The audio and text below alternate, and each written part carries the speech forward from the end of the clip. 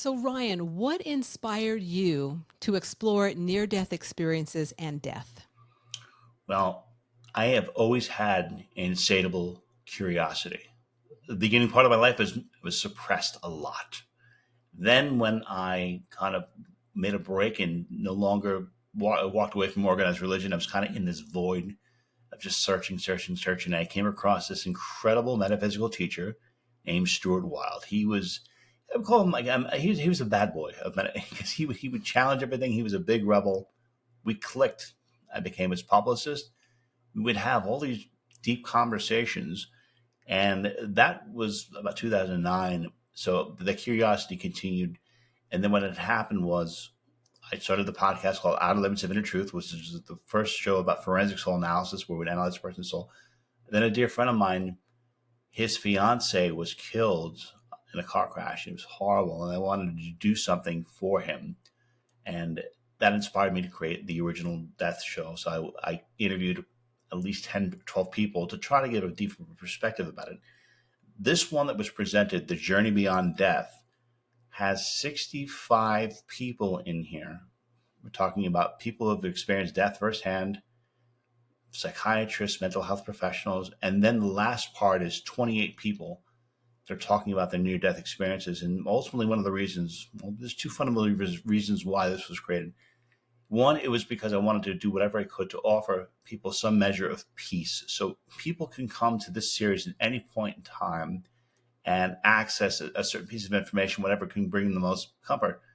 And the second part is I'm insanely curious about what happens in the afterlife. I mean, I'm half Italian, so half the conversations at the dinner table and you grow up Italian are about death. So I'm like, well, I might as well, let's take that conversation to another level. Let's try to get some clear perspective of as to what really happened. So those were the motivational factors behind the creation of this series. And so, who are you and what is your service in the world? All right. My name is Ryan McCormick. That is the point of attraction of infinite consciousness. I guess that's the vehicle that I'm driving around for this particular life incarnation. So I believe that I am a creation in the mind of Source, the one being. And so this is what I'm doing. This is how I am exploring for this particular life incarnation. And what I'm doing in this world, I really don't know. People talk about their other life purposes, and they're supposed to do this and that. I really don't know. I just know that I'm insatiably curious, and I love exploring. And in the process of exploring, I seem to be able to bring people together, connect together, and have conversations. I don't know if I'm supposed to do that. I mean, I can drive my wife pretty crazy with ease. And if that is part of my life mission, I'm accomplishing that to a great degree. I don't know if this is the main part of it, if this is the side quest, but this is the part of it that I'm one part I'm really enjoying. So I would call myself a metaphysical journalist, insatiable person with insatiable curiosity. I love that so much because I think I'm right there with you in the sense of there's so much out there that in the Yep. unseen aspect and realm that we just don't understand. But a lot of times, I know for myself being an empath, that I've felt it my whole life. And when I came upon you and what you're offering and your 18-part series, which we're going to obviously dive into quite a bit today, I was so intrigued because I've had so many incredible things happen around death for myself. And so finding another person, another soul out there who's really exploring it just excites me. And another thing Thank you. too, Ryan, is I was looking back at my guests I've had over the last 5 years, and I've only had one other person that's explored death, and she was actually a bereavement counselor. And believe it or not, because death is like the taboo thing, right? Like, people talk about it, but then you have to be careful and all kinds of things. And that was the only video that was ever demonetized on YouTube Really? around Shoot. death and bereavement. And we weren't talking about Why? anything weird or strange. It was about supporting people through the process, but it was demonetized. Isn't that strange? That is very strange. I have no idea why, especially when you're doing something that's going to provide people some measure of peace and comfort. You would think that Absolutely. that would be the one thing. Yeah. I know it just, So, I mean, to this day, it boggles my mind. But again, I guess it's just the topic of death. you know, And so, that exploration, I don't know. But anyway, let's dive into your exploration because like you said, when you started, you've had 65 people that you interviewed. That's a lot of people. yes, part of this is this is something that's extremely uncomfortable. Is probably the most uncomfortable thing that I can think of to discussing. But in that regard, every time I come across something like that, I have to go delve deeper into it. We did a show on suicide, and we interviewed people that have had survived suicide, and then on top of that, we talked to people that have had near-death experiences to go into it. So if there's a topic that's very uncomfortable, I want to be very comprehensive about it, and that's why I wanted to have 65 people on. So when somebody came to listen to this, it wouldn't just be one person's perspective, one ideology. It would be a comprehensive compilation of all different perspectives. And something that's really comforting about this is that they don't necessarily all sound the same, but they rhyme. And there seems to be some definitive messages that are out there. And when you start, it's tough because you're hearing firsthand about people who have lost someone, but you know right away that you're not alone. You are with the company of other people. Other people are going through it. And by the end, I think that you have a semblance of an idea or an inkling of an idea that things are going to be okay, because how could so many people that have had near-death experiences all be kind of trapped in the same area that they have to, there seems to be some beautiful hope about it. Absolutely. And it's interesting because I think that's the one thing that I'm so intrigued about this is that we're all unique in our own ways, but yet there's so many similarities. But Hmm. the uniqueness, because like whenever I've had many deaths in my life, and I had three Sorry. in a row within like 2 weeks, Oh and my I God, I'm so felt sorry. each one before it happened. And while they were going through the death process, I felt it in my body. So, and that's something that I didn't hear any other person talk about because it's unique to me. But some of the other things they explored, I was like, wow, I can relate to that. And so I think that's a real key for someone wanting to listen and explore more around death, and something that we're all going to be, facing, whether it be ours sooner or later or some of a loved one, is how to get through it in a way that's supportive to the soul. We exist in a highly intellectual world, and often the feeling part where your inner wisdom lies gets left out. There's a way to feel more in balance with all parts of yourself. This way is by accessing a spiritual bigger picture of who you are as a soul. Check out the link in the show notes to access a free video series created by the Wayshowers College to support your journey and moving through this game of life. Your intellect and feeling parts will love it. Yeah, and I'm going through this as well because my best friend is in this series. Her name is Joyce Keller. She was an amazing, beautiful, kind-hearted woman. We talked all the time, and she was in there under as a metaphysical teacher in the program and talking about her near-death experiences. She had three of them. After the show came out, she died unexpectedly. So now here I am in this position where I'm like, I just did the show about, and now I'm listening to it to try to delve into it because it's very hard. It's hard to experience life without her. She was so beautiful and so amazing.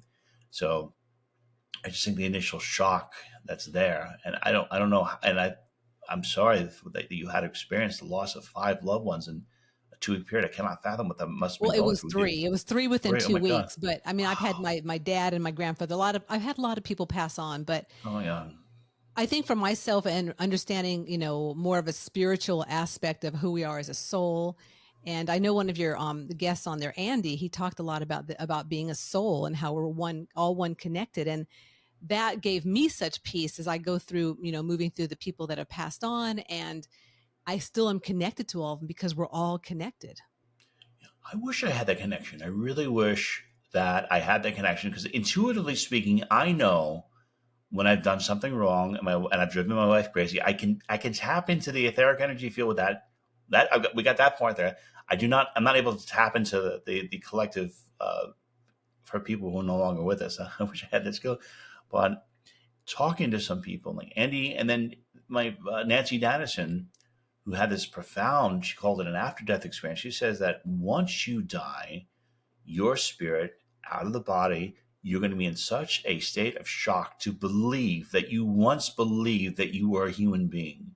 She goes, these are just humans or animals, and you're just occupying this for the experience of living through this physical form, collecting whatever experiences you need. With Nancy, went so deep, and I was like, "Well, isn't there a rhyme and a reason?" She's like, "No, it's just curiosity. The source, or the being known as source, which is the one universal creator, breaks itself into different points of attractions. It takes on various forms, physical, non-physical, and you living your life is just satisfying a curiosity of source trying to get to know itself. So, because she went so deep, she said that once you die and you go progress further along, you are not only a spirit, but then you merge in with source. You realize that you are actually source. You are the all one. That we're all that, and that's where we all return to. So I could feel that it in was my a heart very as you very deep say it, rabbit hole Andy. going down. Ryan, yeah, I could feel that in my heart so much when you said that, Ryan. And I think that's the thing, that a key for myself is that it's moving out of the intellect and all the knowledge we have about death and the knowledge we have about what happens to the body scientifically when it goes, and feeling it. And that's what I took away from your series, is I could feel when each person was talking about their near death experience. I could feel when the guests were talking about, psychedelics or different ways that you can, get through, bereaving, and grieving what's gone on. So it's that feeling is really where I go to with it. Excellent. No, I appreciate you listening. And Mm. that's one area. Another area is just the grieving process. We all grieve differently. Some people do it a number of different ways, but I want people to know that there's no wrong way to go about this. Like, you do whatever you need to do, and the more it's all about self care. So Right. a couple of individuals have recommended doing psychedelics. I've done ayahuasca before. It's been extremely helpful, extremely beautiful. Other people would not do that, but Me, everyone's on their journey. I don't need to. Yeah. Oh, good for you. Good. Yeah. It's But I mean, it can be very and I intense. don't, poo poo it at all. There's stuff out there. There's a reason why everything's out there. But Mm. for myself, like I always check with spirit. Is that something for me? No, I don't need to go there, but I'm glad you've explored it, Ryan. And I'm glad that you've had a positive, exploration with it. It was rough. I'll say it was a ride. It was a rough ride. I don't think I'm going back. I'm not riding anytime soon. But it changed my life fundamentally, speaking for the better. And that's what And I've heard from people. Absolutely. yeah, because you could have one moment where you realize that you're connected to all different things, and then my experience is my sensitivity increased. So I think I do have some intuition. I don't think I have the intuition the way you do. I wish I had that level of intuition and tapping into it. As a matter of fact, I would love to know what you've done to increase that intuition. Because some people are like, well, you need to meditate. You need to go into this state. I mean, you just quiet your mind. That's probably the hardest thing. But I can do grounding, and I can walk out in the sun, and I can be in a state of gratitude. But being in a meditative state, I think that's pretty challenging. I'm the same with you too. I don't meditate at all, and I never really Okay. have. I mean, I have, like, if I go to workshops or events like that where we're, as a group, whatever. But I think the important thing, just like your exploration of death and near death experiences, is that there's so many different ways that we all can get there. Spiritual growth is not a race. It's a gradual progression. You do not have to spend 24 hours a day working on it in order to feel more inner peace, deeper connection to your soul purpose, and feeling more confident in your daily life. The journey is all about balancing your physical and spiritual worlds. These two worlds are supportive for embracing the foundations of the real you. By just investing minutes a day for your spiritual part as you would invest in your house or other areas of your life. To gather more direction, clarity, and a new layer of inner awareness, check out the ebook set created by the Wayshowers College. Link and discount code in show notes. Yeah. So for myself, I was a body worker and massage therapist and healer, and I did all kinds of different modalities, and so I found some that I really liked more than others. I like a lot of things with like music, and also with sound. I do a lot of sound therapy and stuff with people. Awesome. So things like that have really fed me. So I think that's the thing too, and that's what I love about your series, Thank you. is the fact that there's different aspects that can feed all the people who are out there searching for something about death and near death experiences. So let's talk a little bit too, Ryan, about mental health, because this is a big deal these days, I feel, especially after going through the big C COVID thing we went through, Yeah. and isolation, and where people are at, and death and all that stuff, and having that support around mental health is so important. So what did you find that was a big takeaway from that aspect when you were interviewing some of these people around the mental health perspective? Well, some of the big takeaways were some of the ideas on how to communicate with those who've lost others, we tend to show a lot of how much I love you so much. I'm sorry that this has happened, but then you don't realize that months later that person is still grieving, that person is still suffering.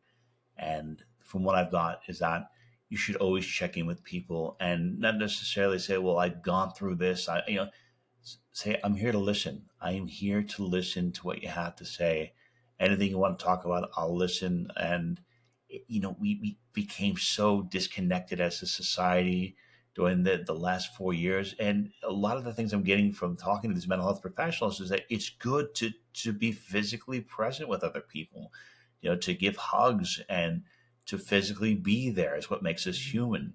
And just listening is one of the greatest acts of love, because we think like, oh, what, I got to tell this person this, or what can I say? Just listen and give them your attention.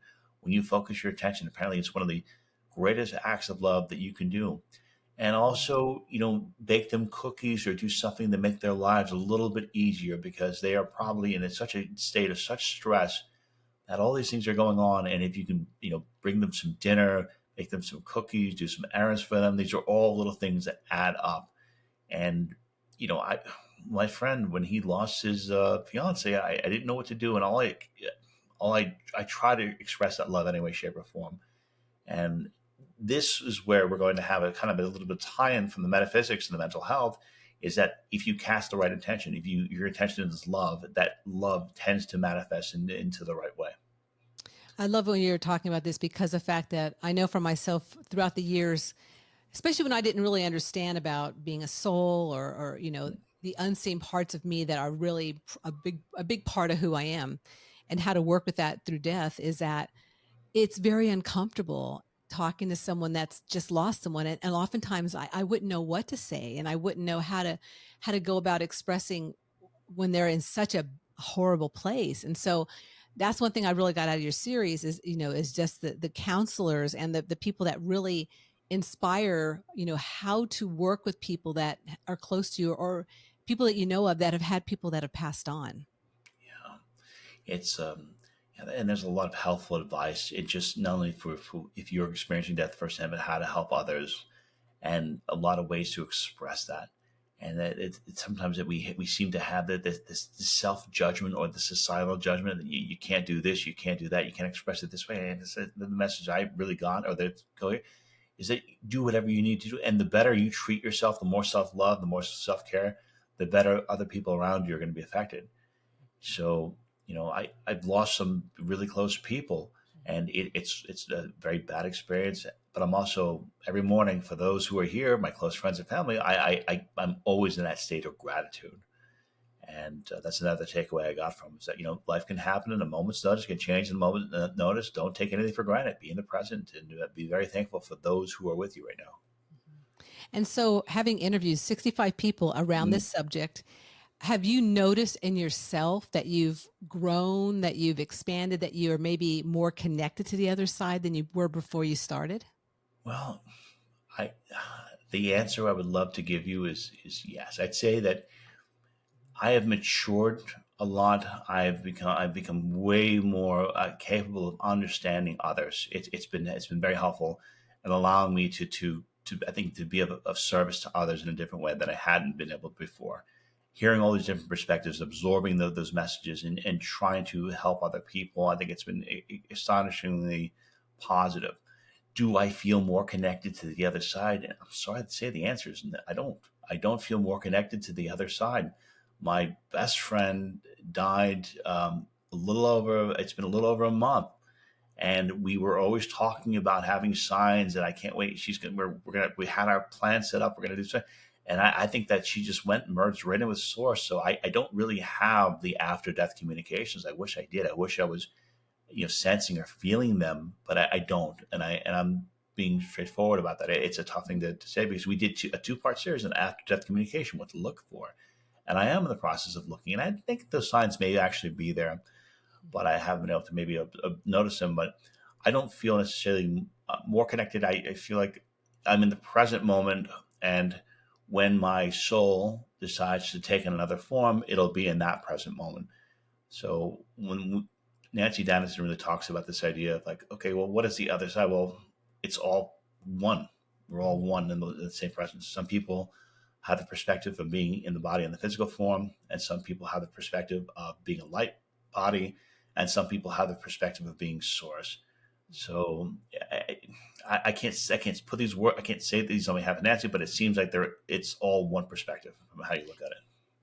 Yeah, and I think it goes back to the uniqueness that we all are and how each of us have gifts that, that we sense, and tuning into those gifts that can support us when we go through this. Because I know I had a friend that died 2 years ago, and I didn't know when she died. And so Sorry. it was, it's fine, Ryan.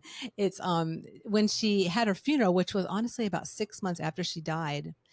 The whole week she kept coming to my mind and coming to my mind. And I'm like, God, I got to call Michelle. I got to call Michelle. And so at one point I actually opened my Facebook and I saw one of our friends because I was in the military in the 80s and we were all together in Germany.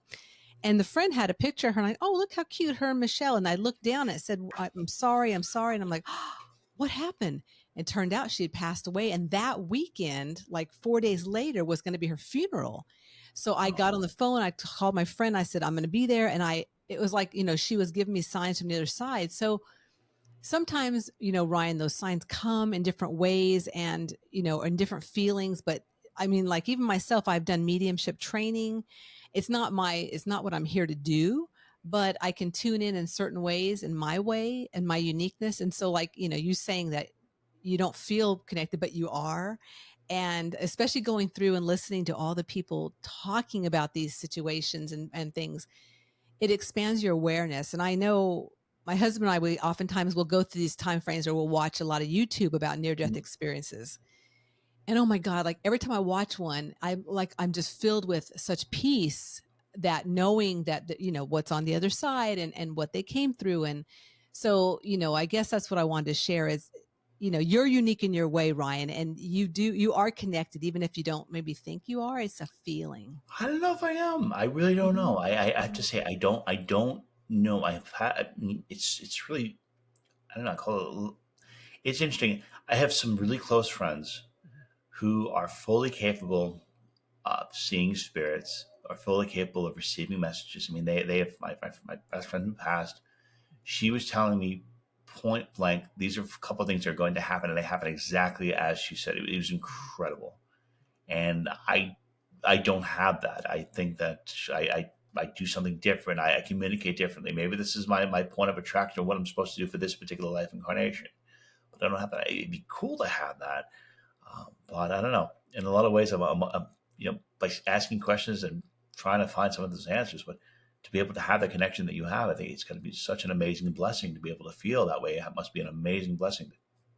Well, it is, but then it also, a blessing and a curse, like we say sometimes, because when those three people passed on back in 2016, like one of them had a heart attack that morning, and I was walking, and all of a sudden I felt like I was having a heart attack, Oh, wow. and then it passed. And then my grandmother 2 weeks later was dying, and she was filled with morphine, and I felt I was drugged up that whole morning. I got up, then I had to go back to bed because I couldn't even think of anything. I was like totally drugged. And 2 days Wow. before 2 days before my brother passed, I woke up middle of the night just bawling. So like, you know, I mean, a blessing, yes, Ryan, but also not necessarily Challenge. a curse, but a challenge. Yeah. Absolutely. And if I didn't understand what more about the unseen parts of who we are, yeah, it's a freaky thing, right? Like, I think that's why a lot of people don't want to be intuitive or get, insights from spirit, because they're scared and they don't know what it's all about. And having a series like what you offered gives people hope. And I know a key word I got from this. I was checking with spirit, like, what's a key word? I got the keyword freedom. So how do you relate the keyword freedom to what this series brings to people?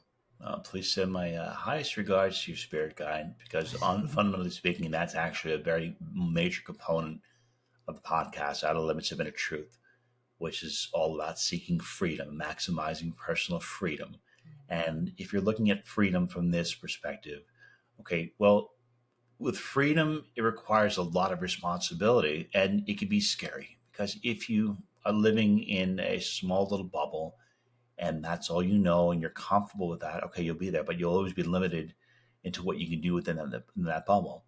And I think by seeking answers, by constantly seeking beyond consciousness beyond this world, it is scary because there's a lot of unknown things. There are things you probably don't understand, you haven't been able to see, but there's that freedom of knowing that, okay, my consciousness is expanding. I'm open and receptive to so much information.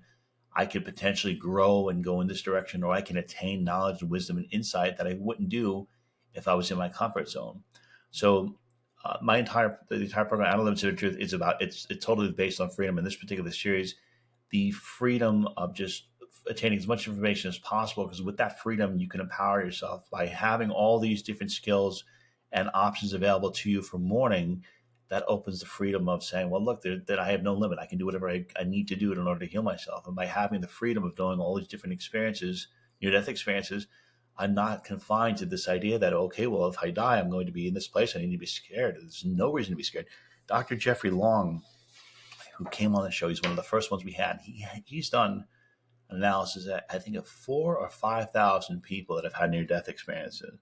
And so many of them are very positive. They're overwhelmingly positive. They've had some people that have gone to hell. They seem to be those who are who have a very religious background, so they already have that belief within them. But most of them say that they're very positive, and they do talk about some things like an afterlife review, where you review everything you've done and how your actions have impacted others.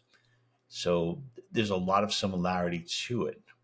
But I think overall, the trajectory of your spirit after you pass seems to be very positive and very warm. As the Earth's crust shifts and changes, our lives do the same.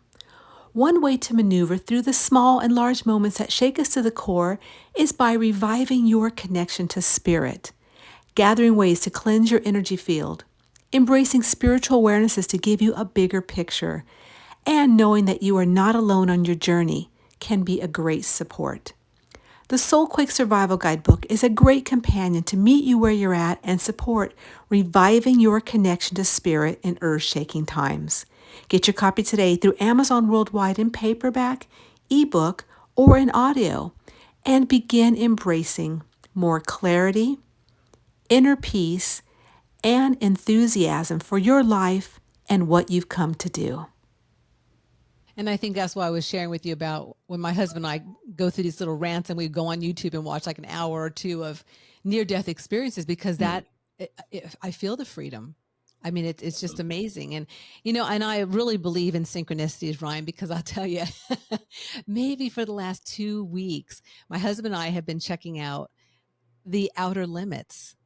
Remember the old show from Yep. I guess Yep. it was the 60s. I mean, I watched it as a kid, but it was like the late 50s, 60s. But we've been watching episodes of The Outer Limits. And then, here I come with you and I'm like, what? The Outer Limits of Inner Truth Radio. I'm like, oh, spirit, there's no Synchronicity. synchronicities. I absolutely love it. It's crazy. So what's next for you, Ryan? What after this? I have a number of different programs. We're going to probably going to add additional shows in the future. One specifically about animals in the afterlife, but it's going to be continuing asking really tough questions. And there's something that I'm kind of a rabbit hole I'm going upon right now. It's very uncomfortable, and it is this idea that some situations where we die, we think we're going to this place, and apparently there's a recycling where it's like, no, you go here and you get recycled back down, and it's a continual cycle. And I'm coming across a number of people. I think maybe this is where I'm being guided in this direction, to challenge this or to question it, because from the perspective of a human being, I don't know and understand how many times you'd have to incarnate. I don't like this idea that you have to incarnate 100 times. You have to experience all different things from all different perspectives, especially if you're in a spirit form. Imagine you can come here, you can get a lot of experiences to foster your evolution, then move on to the next one. I am a little concerned that of all these near-death experiences, the people I talk with, I only got a little bit about them having experiences in other different forms. I was hoping to attain some knowledge and information and say, well, I remember when I was in the afterlife, I was a human, but I also had access to different lifetimes where I was a different being and described the being, because there are different planes of existence. So I'm going down the rabbit hole of saying, well, is this all there is? Are we in this perpetual cycle of reincarnation? Why are we in this perpetual cycle of reincarnation? Why do we have to acquire karma? Why do we have to have another lifetime to meet up something? Why can't we just have that karma get resolved in the after death review, because if you experience all the actions and thoughts and words and it comes back to you at that moment, I imagine the karmic debt would be settled. So I'm really going to be going into a little bit more about this reincarnation cycle. If it exists, why do you have to acquire karma, and how do you break out of it, and where these evolutions are? And also just have this insatiable curiosity about where else can you project your consciousness to? What are the other things you can do in this world? Is it just about, having these a variety of emotions and going through the same things over and over again? Like, what else can you do within the human body? Where else can you grow and evolve? So I'd say that's a little bit about what I'm going to be focusing my attention on. Oh, just a couple things like reincarnation and and karma stuff. And holy crap, Ryan, that's some big stuff. You have to come back after you get through with that series and chat more, because we can definitely open that can of worms. There's a lot going on there. And back to one of your guests, Andy, who I just listened to this morning. He's great. And he said how when he had his review, he, all of a sudden knew all his past lives, and that a lot weren't on Earth. And I resonate with that, because I've had other lives and other planets too. And when I went and I recognized, without obviously a near-death experience, I went through some meditation and different techniques that I found out these areas. But I knew I've been on that planet, and I've helped with this over here. And so, and recognizing what were they like? I'm just curious. What were your experiences like?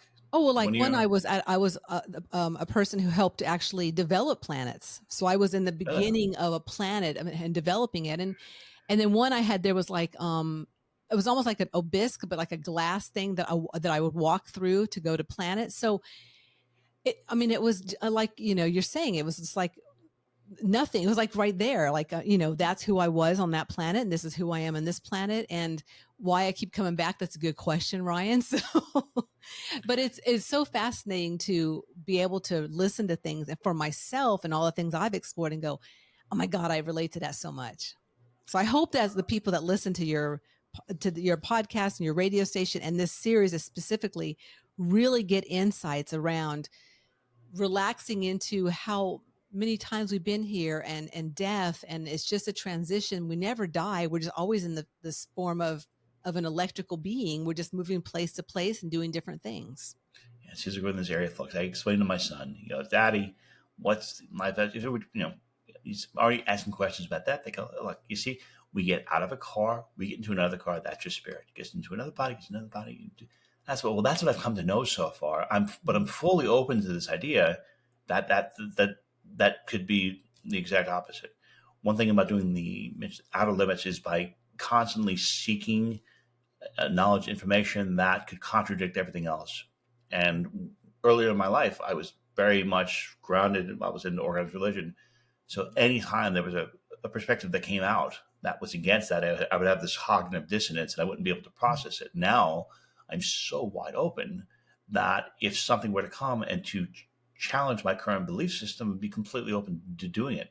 And I'd say that's another thing about this whole death series, Journey Beyond Death, is if you are open and you're just open to receiving information, there's nothing in here that is antagonistic in any way, shape, or form. Even if you are devoutly religious, there are a lot of things that will complement that, especially the mental health aspects. But I have to say, I really I commend you all that you do, and I love the fact that you're tapped in and that you can feel and you can push this information out, because your questions they're very warm. Thank you. Thank you, Ryan. I think it's just years of recognizing when I'm relaxed and when I'm in my essence and I'm working with spirit, specifically working with spirit, like anything's possible, and really, relating to the people that come on like you and what you offer, because we all have a beautiful gift in the world, and your service is definitely needed. So I'm so excited to have you on today. And before we end up, I want to ask you a quick question. I want to ask you, what is one thing that keeps your enthusiasm going for you and for your life? My son is the end all be all of why I live, my family. So I guess that it's kind of the love that I have for them. All things kind of originate because of that. By having them in my life, all these different things kind of come about it. So because they're okay and I love them, and all these other things, I get inspired by all this stuff. But it's also an insatiable curiosity. It's just an insatiable curiosity of knowing, wanting to know. And if I find something that can help others, I love passing it along. I love sharing it. My son and I are each other's teachers. We have a brother relationship, we're pranking each other all the time, and we're also like, father and son, but we're also teaching each other a lot. So the experience of being in the present moment, having people that are really close to you, I think it's a wonderful experience. But also taking knowledge and sharing it, and knowing that some knowledge and information can help other people. It's very fulfilling to do that. So I love listening to other people that are teaching shows like yours, where you're pulling information and you're presenting knowledge that can help empower another person, help them heal. It's just wonderful. Thank you so much, Ryan. It's been a pleasure. And I want to ask you, how can the listeners out there find you?